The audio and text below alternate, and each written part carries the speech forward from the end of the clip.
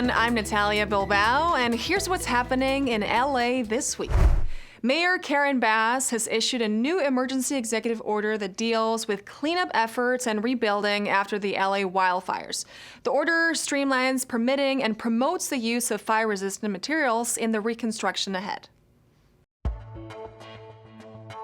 As we rebuild, it is important that we keep our eyes on the future. Today, I'm issuing a new executive order to help residents harden their homes and businesses against wildfire.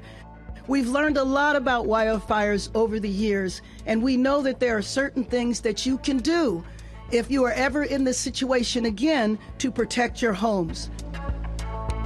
The Corps has been on ground here for a couple of months, and to reach that speed and accomplish this amazing mission, we need partnerships to do so, and the City of Los Angeles has been absolutely fantastic because we just simply can't do it without the greater effort. These great Americans behind me that are doing the hard work as well, but the singular most important partner that we have is the community, certainly those in the affected communities. We're very happy with the clarity of information that's coming out. In the early days, there were some definitive challenges. As of recent, the city has begun to give us more information, has involved the community in conversations on a more frequent basis directly with community leaders like Pally Strong, and answer our questions. With a long way to go, lots more questions and a lot of important issues we need to deal with, but it's a step in the right direction and it's appreciated. So the executive order that I will sign today has our city departments developing paths forward to streamline permitting for owners who rebuild all-electric, more fire-resistant homes, to promote the use of fire-resistant construction materials to harden homes and businesses as Los Angeles begins to rebuild, and that further strengthens the resiliency of utilities and ensure power reliability during severe weather events. We have learned a lot about resiliency, and so my executive directive will call upon the city departments to do everything they can to expedite the process for anybody who is choosing to rebuild in a way to prevent damage in the future. Have members of the Armenian community been victims of unfair financial practices? LA's Department of Civil and Human Rights is examining reports of possible discrimination and looking for community assistance in taking further action.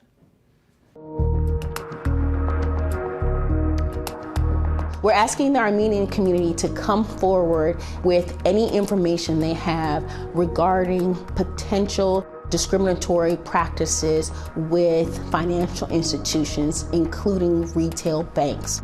We have reports that people from the Armenian community, particularly those with Armenian sounding surnames and those ending in YAN or IAN, may have disparate treatment in the areas of credit approvals, bank accounts being closed abruptly without any notification or explanations, and even long-term holds on payroll deposits, etc. If you feel that you've been discriminated against because of your surname, please call the LA Civil Rights Department at 213-978-1845 or go to laisforeveryone.com to file a complaint. We have a campaign that Los Angeles is for everyone. So we fight discriminatory practices on the offensive and defensive.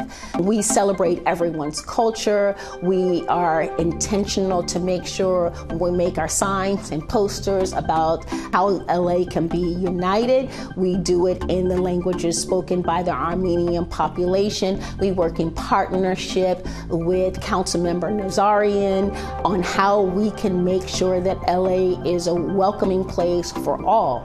And we, on the other side, have the ability to make sure that we prevent discriminatory practices from happening by bringing cases against folks who violate your civil rights. And we include financial institutions as well as retail banks in that space of making sure people are protected in all ways. We can't say LA is your home, LA is for everyone, without making sure people feel secure and protected against discriminatory practices, even in the private sector. Shovels and brooms were readied for Service Day LA 2025, which took place at 54th and San Pedro. City leaders and departments organized to lift up local communities and make a clean sweep. We were joined today by members of the community to lift and clean LA. We are right now on the corner of 54th and San Pedro with numerous volunteers from the Board of Public Works, the Mayor's Office, and Council District 9, Kern Price's office. It is a way for us to show our commitment to our community, but we want to underscore the fact that we all deserve a clean, green environment, and that's what we're here to celebrate. We couldn't be more grateful for the support of the community. We have people coming out of their houses, joining us, walking with us to clean the streets here in South Los Angeles. Now, this is part of an ongoing initiative, but we want to make sure that we're cleaning up every month and that we're demonstrating the fact that we care about our community. The Public Works Department actually has a community beautification team, and they do cleanups all around Los Angeles. So from the Valley to San Pedro and all areas in between East and West, community beautification is probably doing a cleanup around you within a month's time. And you can also follow Mayor Bass's office to learn more about beautification efforts.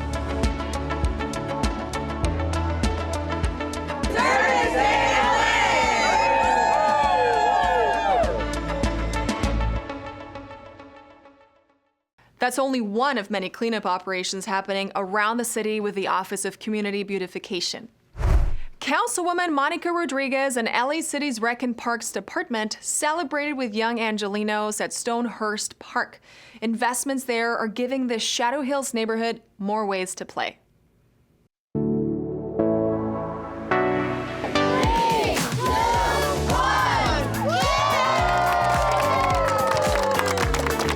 Park is a beautiful park in the midst of this historic area of Shadow Hills. We have a brand new court for young people and adults to come play basketball. It's now regulation size. We also have this volleyball court, new fencing, which is great because we want to train the future Olympians here in Shadow Hills. We have the community coming out and enjoying a wonderful day today so they could play a game and enjoy the amenities here at the park at Stonehurst Recreational Center. For the community, it's a big deal because this is where they come and enjoy themselves. Families come out, kids, youth, especially on a day like this, which is a very beautiful day. This may seem like a small little step, but it's very significant. It could be used for open play, not only for our patrons for the use of facilities, but also for the public that just come in here, provide some exercise during the week. This shows the community that we are invested in them. Parents can now go and sign up on our Play LA initiative. We have a very affordable pricing for all our recreation and physical activities here. Parks are a place where communities can come together, where young people through team sport will learn fair play and how to be part of a group. They're beautiful places where families can create memories that last a lifetime. But investing in them is critical. And that's why I continue to fight for increased improvements for our parks through the Park Needs Assessment, which I fought for in last year's budget. I want to make sure that all our city parks have the same quality amenities where families can come together and recreate.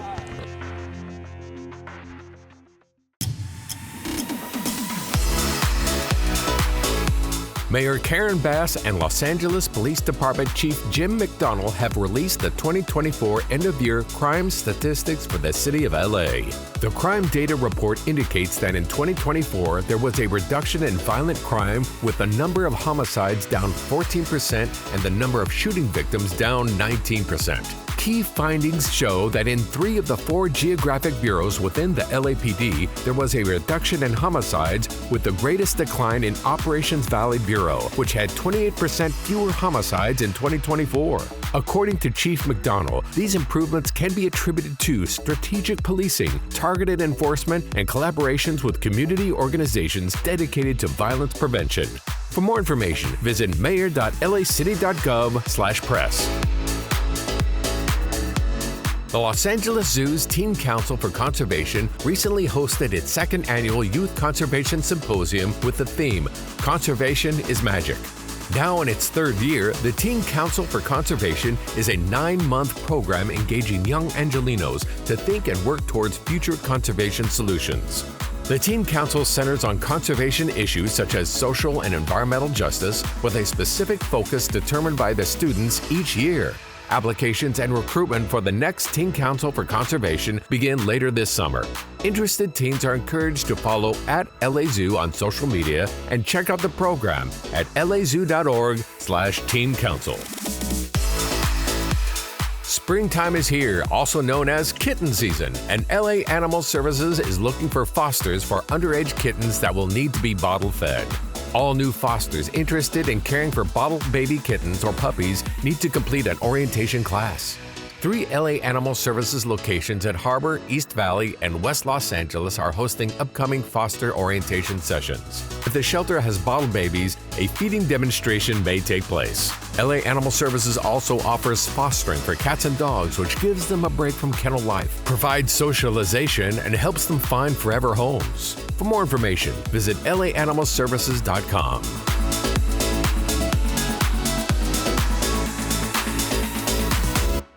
They come from across Los Angeles and work in a variety of fields, but these women have one key thing in common. They are all recipients of this year's Women of Impact Awards. As part of Women's Heritage Month, Mayor Bass, LA Civil Rights, and elected leaders joined in honoring these women for all they do in their communities. Today, we were honoring 18 of the most amazing women in the city of Los Angeles.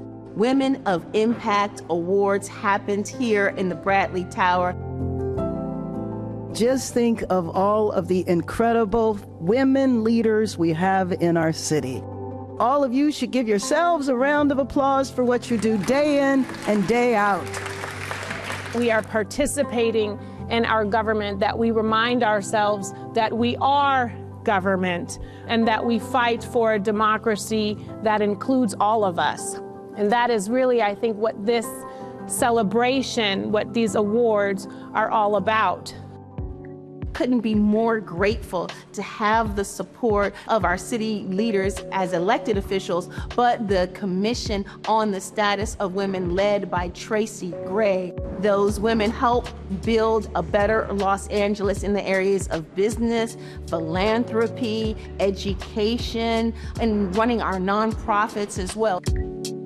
Muchas gracias a la Councilwoman Imelda Padilla por pensar en nosotros, por visitarnos, por interesarnos por nuestro programa, por ver que la comunidad está haciendo un gran esfuerzo de salir adelante, y su apoyo y este reconocimiento hoy no es mío, es de toda la comunidad. Julieta is somebody who saw a need in her community to help people with general resources that would improve their lives. She has been helping Spanish-speaking members of the community learn English at no cost.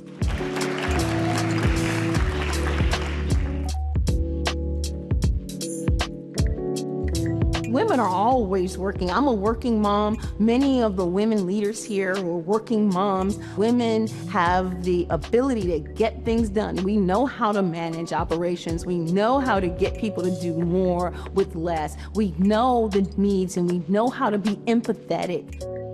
To the women of Los Angeles, not only is this your month, this is your city, and you've built a better Los Angeles, a Los Angeles for everyone.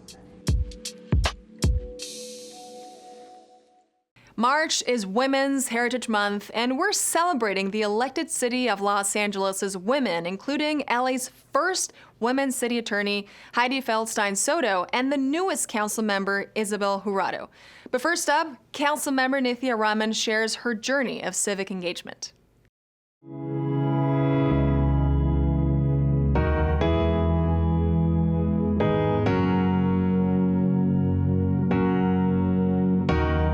I'm really excited to celebrate Women's Heritage Month this month.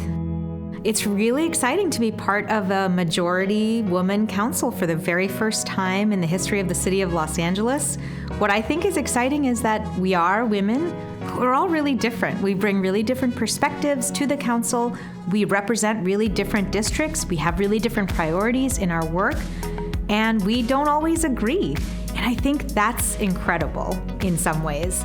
It means that we don't just have to work together because we're women. We're gonna work together because we wanna work together. We're gonna work together because we care about Los Angeles and making Los Angeles better, and that's really exciting for me. I spent the first part of my youth in India and then moved to America as an immigrant with my parents, and I really admired both the strength of my grandmothers and my own mother. And I'm just so grateful for her courage and for her willingness to make a big change so late in her life. My grandmother on my father's side had a second grade education, but read the newspaper beginning to end every single day and was more politically informed and engaged than almost anybody I knew.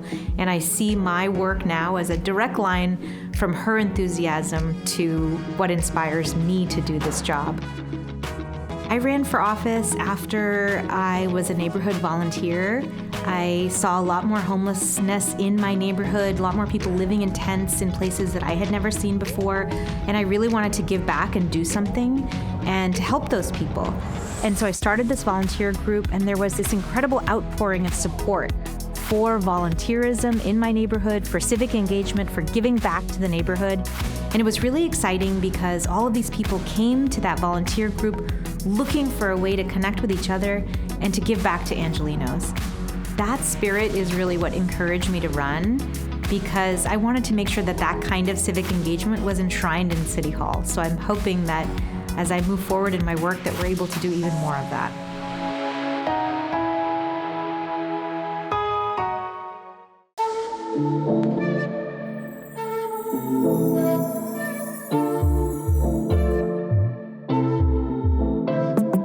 Women's Heritage Month is a month for some, but I celebrate it 365. It's fabulous to be in a room full of women in City Council. I feel very comfortable being there, and it's so exciting to be part of this historic moment. Growing up, my mom was a staunch Democrat.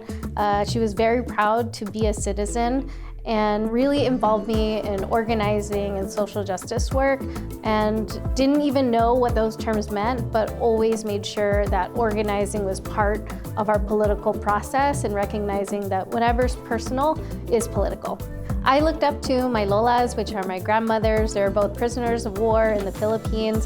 One of them is quiet, but she is fierce. You know, she escaped being imprisoned and migrated to America for a better life for her 8 children. My other lola was the first attorney in Iligan. That was a woman, and she was fierce in her own right. And so I looked up to both of them every day. I show up every day, even when it's hard. I'm still a single parent. I'm a working mom, trying to juggle being a sandwich generation mother, taking care of my dad, taking care of my daughter, and just showing up and being in this role is proof that we do belong in these spaces. We have to fight and clamor for them, but we do belong, and we gotta keep making space for ourselves. We have a fierce group of women running our office, and so trying to make sure that what we do in this month is something we do every single month of the year, because we know more than just women holding up half the sky, we get stuff done.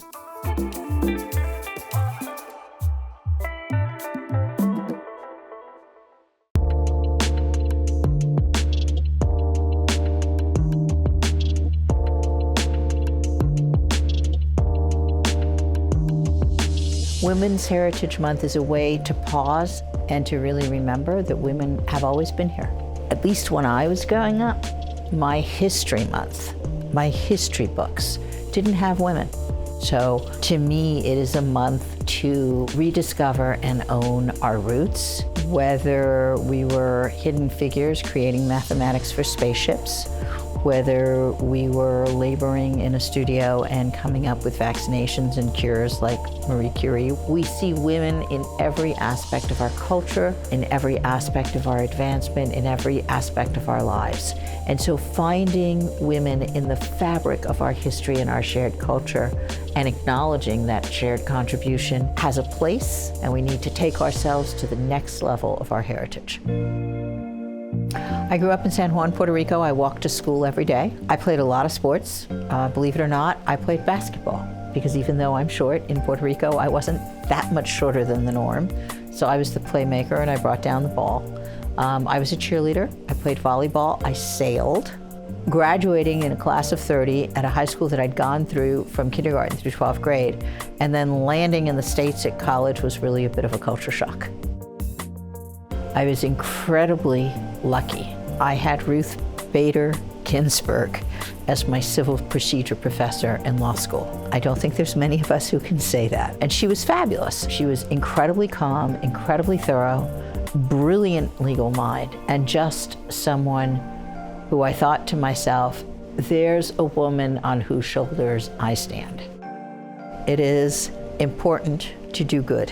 You bear the weight, not of being the first, but of making sure that you're not the last. There's a photograph outside where when I walk past it, there's 42 men, and then there's me. I'm very proud of the work we've been doing in this office. From the day I took office, I have centered one of my priorities around children. We need to really protect our kids. They're our future, they're our next generation. So whether it's dealing with some of the trafficking of children, or whether it's helping kids with a little bit of sparkle in their lives with a prom closet that we partner with the LAPD on, I have put a tremendous amount of focus on young people, youth, and kids.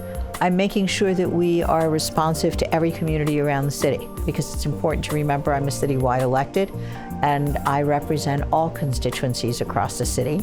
And so we are doing our best to serve the people.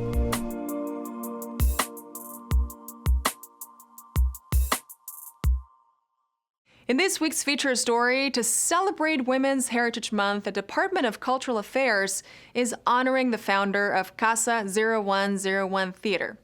Josefina López puts real women's stories on stage, on screen, and now on Broadway. At the theater in Boyle Heights, she is nurturing the next generation of storytellers.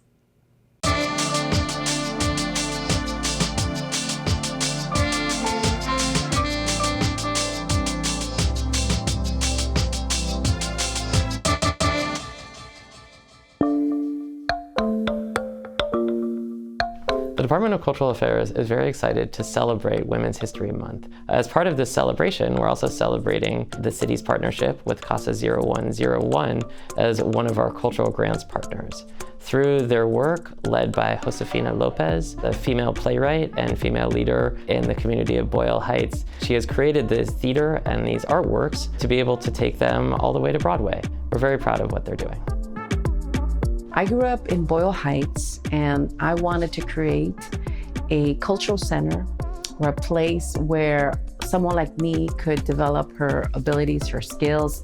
When I was growing up in this neighborhood, there was no theater. This neighborhood is mostly known, unfortunately, for drive-bys and gang violence. And it has a rich cultural history that not many people know about. This is the Ellis Island of the West. So I felt I needed to come and inspire the youth and inspire myself to really present all my plays and my stories and my history. And so this is now a wonderful cultural center that nurtures writers, storytellers, actors to be the future storytellers of Los Angeles. And we want to change the image of our community so that people know that Boyle Heights is a beautiful place. It's not a place to be scared of, it's a place to come be inspired by. The Department of Cultural Affairs has allowed for us to create so much original work. Usually, most theaters do work by dead white playwrights. We want to do plays by people of color, women. So without their support, we couldn't do what we're doing. We are really honored to have played a role in the success of what we're seeing with Casa 0101. We as a department have about 350 grants partners throughout the city, both arts organizations and artists. Casa 0101 has been one of those long-standing grantees. So through our grants program, we're able to help both spur economic development and create jobs, in addition to creating access for more people to have arts and cultural opportunities across the city. My play, Real Women Have Curves, has been adapted for a Broadway musical. This is going to be the first Mexican-American musical on Broadway. The journey from Boyle Heights to Broadway was a very long one, but it took me deciding that my stories mattered. It took me deciding that I had to produce my plays because no one would do it in Los Angeles. We have nurtured a lot of artists and writers and actors, and I'm very proud to say, we have a program where we teach youngsters over the summer how to do Broadway musicals. It's so great to see young people who start out here and now they're on Emmy-nominated TV shows or films or starring alongside famous Hollywood movie stars. All the children's classes are free. We just ask that parents commit. Because sometimes when you give something free, people go, oh, it can't be that great. It's like, no, it's free because we believe in you. So to have kids that grew up in this neighborhood be able to be in a Broadway musical here, knowing that my show is on Broadway, it really inspires them to see that why not me? I can be on Broadway too. So my message to playwrights and artists is that you are enough and that you must write and create from what you know and what you know. And you sharing your authenticity, your truth, your wounding, your struggles, you will inspire other people to realize that, wow, we're all human beings. We all have power, we are all beautiful, and we all can transform the world in community. Because you know what I've discovered? Is that every problem can be solved in community. Most of our problems come from being caught up in our heads or being individuals thinking that we can't solve a problem. But when you share that with others, you realize that everybody's going through the same thing. And in community, we can transform anything and heal anything.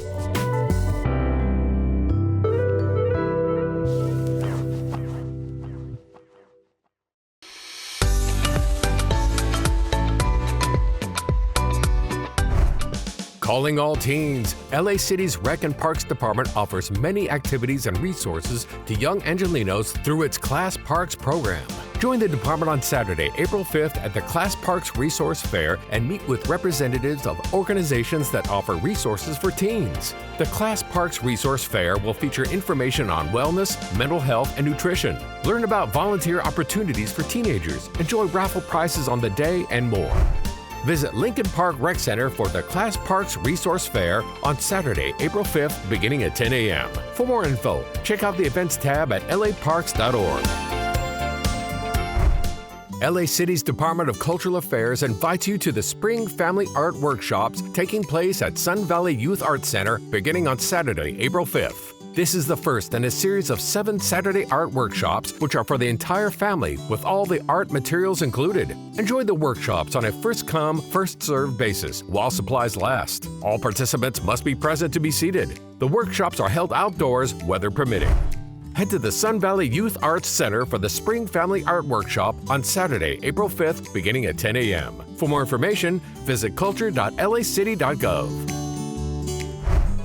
Roll up for Ciclavia, the people-friendly festival featuring Los Angeles streets that are closed to car traffic. On Sunday, April 6th, Ciclavia is taking over the streets from Koreatown to Hollywood. This is not a race. Start wherever you like and enjoy the local amenities along the way. Walk, skate, bike, and play along parts of Wilshire, Western, Santa Monica, and Vine.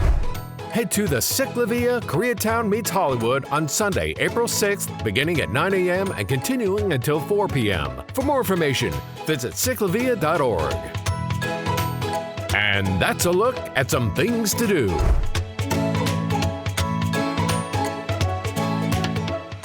And that's all for this week. I'm Natalia Bilbao, and from all of us here at LA This Week, thank you so much for joining us. Remember that you can watch us online anytime at lacitybview.org, and we're also on Instagram, Facebook, X, and YouTube. See you next time for more LA This Week.